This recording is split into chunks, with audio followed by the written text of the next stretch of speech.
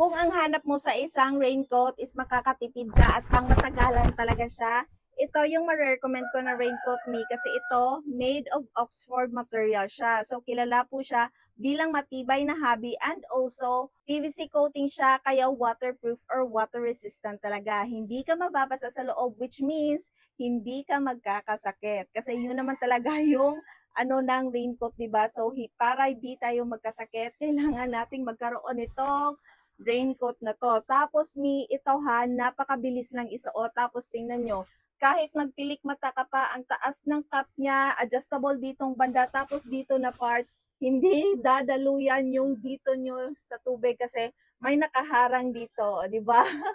Ang dali lang din niyang isuot ni as in ito, masasabi ko talagang worth ito. And also 500 yung pagkabili ko nito ha. Try to check on my basket. Magkano na lang yan? Minsan nagwa 100 plus sila tapos madalas mag 200 plus. Try to check on my basket na lang ngayon kung magkano na lang and ang dami nang nakabili nito and goods na goods talaga yung mga reviews nila. Kaya napacheck up din talaga ako nito 9 months before ago.